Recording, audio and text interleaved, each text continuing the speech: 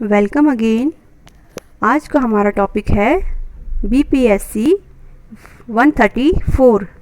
BPSC 134 IGNOU BA second year का एक subject code है जो कि एक पॉल साइंस का सब्जेक्ट है। और ये जो क्वेश्चंस हैं ये गेस्ट पेपर से लिए गए हैं और गेस्ट पेपर के जो क्वेश्चंस होते हैं एक्सपेक्टेड होते हैं कि एग्ज़ाम में ऐसे क्वेश्चन पूछे जा सकते हैं। तो इसीलिए काफ़ी इम्पोर्टेंट क्वेश्चन है और काफ़ी इंटरेस्टिंग भी है। अगर आप पॉल साइंस के स्टूडेंट हो और आप राजनीति पढ़ते हो तो ये क्वेश्चन जो है हमेशा पूछे जा सकता है, तो ये आपको अंडरस्टैंड करना चाहिए।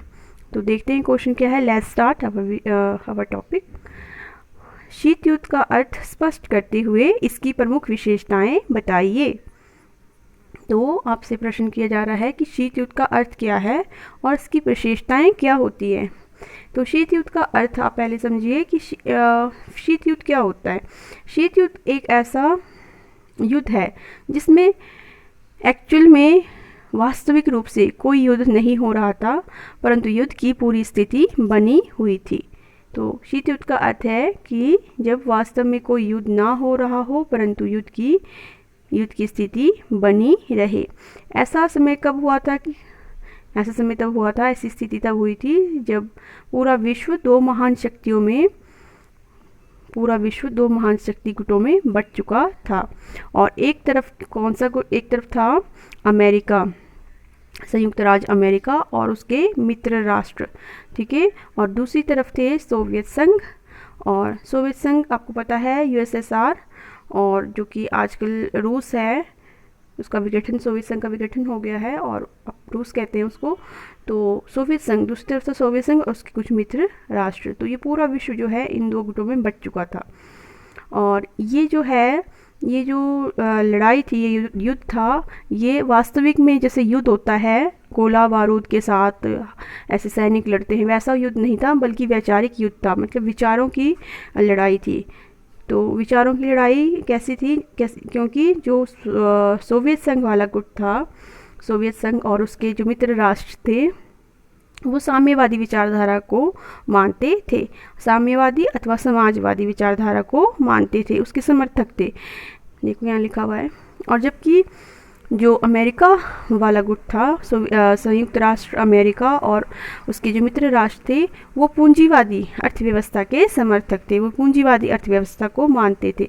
अब आपको अगर ये समझना है कि पूंजीवादी अर्थव्यवस्था क्या होती है और समाजवादी अर्थव्यवस्था क्या होती है, तो आपको ये समझना होगा कि पूंजीवादी अर्थव्यवस्था में क्या होता है कि मुक्त व्यापार होता है, खुला बाजार होता है। मतलब जैसे कि जो आय के साधन हैं वो किसी एक आदमी के पास होते हैं और उसका जो जैसे वो कोई भी निवेश करता है उसका जो प्रॉफिट होता है वो उसके पास है, इस तरह से उसके पास रहता है, एक आदमी के पास रहता है। और मुक्त बाज़ार है, कितना भी वो काम कर सकता है, कितना भी निवेश कर सकता है, ठीक है। तो मतलब इस तरह से क्या होता है कि अमीर आदमी अमीर होता जाता है और गरीब और भी ज़्यादा गरीब। तो इसमें जो अमीर है उसका ही फ़ायदा होता है, गरीब का फ़ायदा नहीं होता है। तो ये हो गया आपका पूंजीवादी अर्थव्यवस्था। और जबकि समाजवादी और साम्यवादी, इससे आपको पता लग रहा है कि समाजवादी में जो है श्रमिकों के विकास का ध्यान रखा जाता है, जो गरीब तबका है उसका विकास के ध्यान रखा जाता है, और जो आय के साधन हैं वो सरकारी हाथों में होते हैं ताकि सरकार उसका यूज़ करके उसका प्रयोग करके गरीबों के लिए उसका जो है बेनिफिट दे सके। तो ये होता है दोनों में डिफरेंस। तो ये पूरा विश्व जो है इन दो जो है विचारधाराओं में पूरी तरह से बंट चुका था, और इसी विचारिक जो युद्ध था इसको ही शीत युद्ध का नाम दिया गया था। और शीत युद्ध जो है टाइम पीरियड देखो 1945 से 1990 के बीच का था, सेकेंड वर्ल्ड वार के बाद का।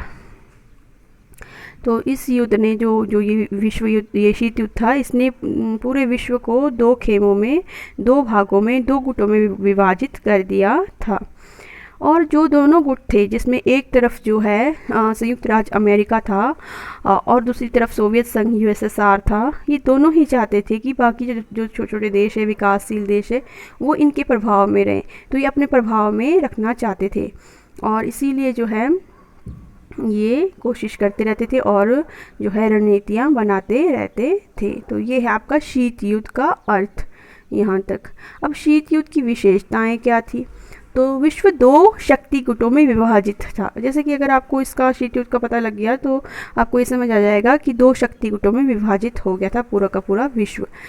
तो शीत युद्ध के समय पूरा विश्व दो शक्ति गुटों में विभाजित हो गया था, और उसमें जो है आप लिख सकते हो कि एक तरफ जो है संयुक्त राष्ट्र अमेरिका और दूसरी तरफ यूएसएसआर था। दोनों शक्ति गुट जो है अपने आप को हाँ श्रेष्ठ सिद्ध करना चाहते थे, और दूसरे जो देश थे, छोटे छोटे राष्ट्र थे, उनको अपने प्रभाव में रखना चाहते थे। और इस पर जो है इस कारण जो है अपने अस्त्र शस्त्र के भंडारों पर भी काफ़ी खर्च करते थे, क्योंकि अगर जैसे कि उनको होड़ लगी हुई थी एक तरह से कि अपने आप को बड़ा दिखाना, अपने आप को शक्तिशाली दिखाना। इसके लिए वो क्या करते थे कि अस्त्र, और उनको ये भी पता था कि कभी भी युद्ध हो सकता है, कोई भी किसी पे अटैक कर सकता है, कभी भी युद्ध हो सकता है, युद्ध की पूरी स्थिति थी। तो उसके लिए क्या करते थे, वो अस्त्र शस्त्र बहुत ज़्यादा इकट्ठा करते थे, सैनिक अड्डे बनाते थे, उसके लिए बहुत ज़्यादा खर्चा हो रहा था उनका। ठीक है, तो अपने हितों की पूर्ति के लिए विश्व के देशों को अपने प्रभाव में लाने के लिए सैनिक, और उसके लिए वो क्या करते थे, अपने जो दूसरे देश हैं उनको अपने प्रभाव में लाने के लिए कई बार वो सहायता भी करते थे, आर्थिक सहायता भी करते थे। इससे भी उनकी जो है आर्थिक स्थिति काफ़ी ख़राब हो रही थी। और जो है अब हमारा नेक्स्ट हेडिंग भी आर्थिक विकास निराशाजनक। ठीक है, तो इतना खर्चा जब होता है आर्थिक, तो उससे जो है उनकी आर्थिक स्थिति तो निराशाजनक होनी ही थी।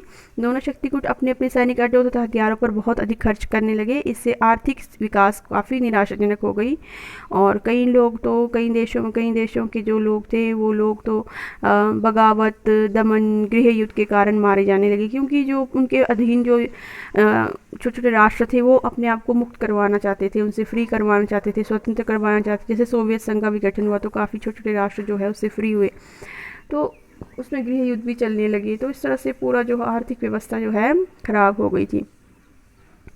तो वैचारिक मतभेद का युग था ये, है ना। वैचारिक मतभेद कैसा था आपको बता दिया कि एक गुट जो है समाजवाद को मानता था, तो दूसरा विचार जो है पूंजीवादी अर्थव्यवस्था को मानता था। इसको आप आराम से यहाँ से देखकर और इसको आप लिख सकते हो, क्योंकि अगर आपको इसका मीनिंग क्लियर है तो आप इसको फटाफट से बना सकते हैं। पूंजीवादी तथा समाजवादी विचारधारा थी।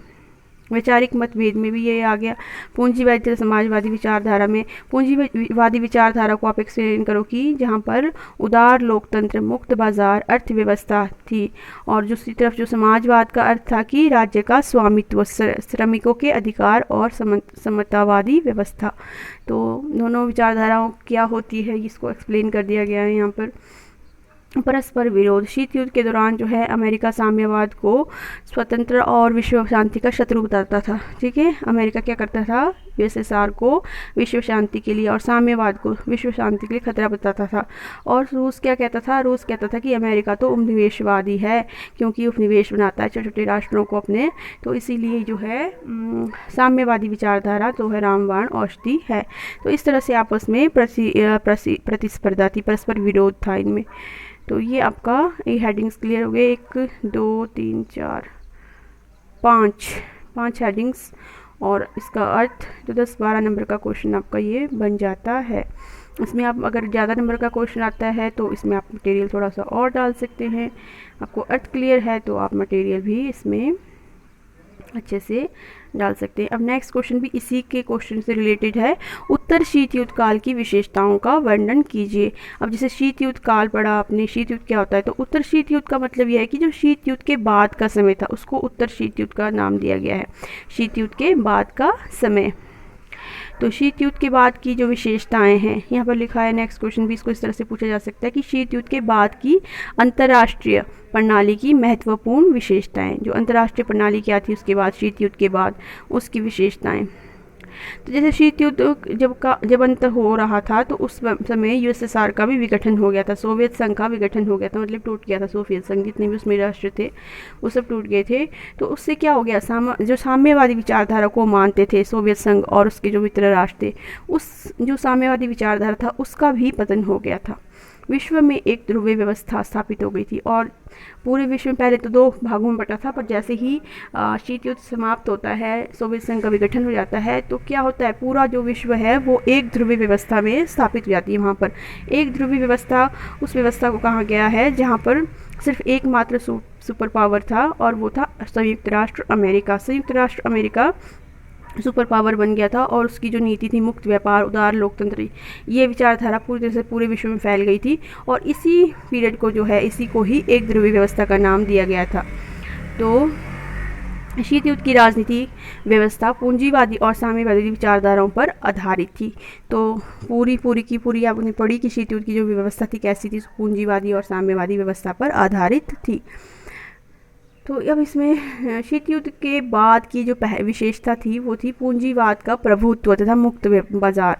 तो आपको पता है जब शीत युद्ध खत्म हो गया तो जो पूंजीवाद का प्रभुत्व छा गया सारे विश्व में। शीत युद्ध के बाद आर्थिक विकास को प्राप्त करने के लिए पूंजीवादी को मुख्य साधन माना जाने लगा। अब देखिए जो यूएसएसआर थे, जो यूएसएसआर था संयुक्त राष्ट्र सोवियत संघ, उसमें जो छोटे छोटे राष्ट्र थे वो सब ये विश्वास करने लगे, वो सब ये मानने लगे कि हमारा तो विघटन हो गया यूएसएसआर का, परंतु अमेरिका का तो कुछ नहीं हुआ। तो अमेरिका की जो नीति थी पूंजीवाद की, उसमें ज़रूर कुछ न कुछ अच्छाई होगी, उसमें कुछ अच्छे गुण होंगे, इसी कारण वो जो है नहीं टूटा। तो वो सोचते हैं कि हमें भी अगर आर्थिक विकास करना है, आर्थिक लक्ष्य को प्राप्त करना है, तो हमें भी क्या करना पड़ेगा, पूंजीवाद को मानना पड़ेगा। पूंजीवाद एक मुख्य साधन के रूप में उन्हें लगने लगा। तो यहाँ पर जैसे कि और फिर जो पूंजीवादी जो भी वो साम्यवादी विचारधारा को मानने वाले देश थे, वो किस तरफ मुड़ गए, पूंजीवादी विचारधारा की तरफ मुड़ गए, और पूंजीवादी विचारधारा को आर्थिक व्यवस्था के लिए आवश्यक समझने लगे। तो नेक्स्ट हेडिंग है आपका लोकतंत्र की स्थापना, व्यक्तिगत स्वतंत्रता।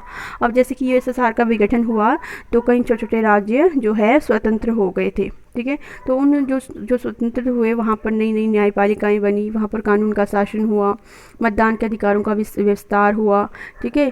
तो ये सारी चीज़ें वहाँ पर हुई। अंतर्राष्ट्रीय व्यवहार में तेज़ी से वृद्धि। तो शीत युद्ध के पश्चात अंतर्राष्ट्रीय व्यापार में बहुपक्षीय व्यापार व्यवस्था का उदय हुआ, बहुपक्षीय व्यापार व्यवस्था का उदय हुआ, और व्यापारिक संबंध सुदृढ़ किए जाने लगे, ठीक है। अंतर्राष्ट्रीय स्तर पर जो संबंध थे व्यापारिक, उसको सुदृढ़ किए जाने लगे ताकि आर्थिक हितों की विकास किया जा सके। तो अंतर्राष्ट्रीय व्यापार के कारण ही राज्यों के बीच भी कठोर सीमाओं को नरम किया जाने लगा। तो अगर अंतर्राष्ट्रीय व्यापार करना है तो अंतर्राष्ट्रीय जो सीमा नियम है उनको नरम करने की ज़रूरत थी। उनको जो कठोर नियम थे, सीमा नियम जिसको कहते हैं, उसको भी नरम किया जाने लगा, और मुक्त व्यापार के लिए पूंजी के मुक्त प्रभाव की अनुमति दी गई। तो नए तत्वों का उदय। शीत युद्ध के पश्चात क्या हुआ, जो गैर सरकारी संगठन जैसे ग्रीन पीस और एमनेस्टी इंटरनेशनल आदि ऐसे संगठनों का उदय हुआ जो कि मानव अधिकारों के और पर्यावरण के संरक्षण के लिए सामने आए। अंतर्राष्ट्रीय संगठन थे ये, इन्होंने जो है अंतर्राष्ट्रीय हित जैसे मानव अधिकार, पर्यावरण, इन चीज़ों को, इन मुद्दों को लेकर सामने आए, और इनका जो है प्रभाव स्थापित हुआ। राष्ट्रीय हितों को बढ़ावा। तो शीत युद्ध के दौरान तो पूरा का पूरा जो है ध्यान कहाँ पर केंद्रित था, विश्व राजनीति पर जब शीत युद्ध खत्म हुआ तो विश्व राजनीति न होकर राष्ट्रीय राजनीति पर ध्यान केंद्रित हुआ। जैसे कि पर्टिकुलर क्षेत्र की, एक निजी क्षेत्र की उसकी क्या मुद्दे हैं, उसके विकास के लिए उस पर सोचने लगे लोग। और इसके अलावा जो जैसे कि ये हित पर्यावरणीय मुद्दों से मानव हितों पर ध्यान दिया जाने लगा। जैसे कि उदाहरण के लिए यहाँ पर दिया है कि वर्ल्ड फ्लू और कोरोना जैसी महामारियों पर वैश्विक स्तर पर ठोस कार्यवाही करने के लिए कहा गया, और राज्यों ने भी सामूहिक समस्याओं पर नीतियाँ बनानी आरंभ कर दी।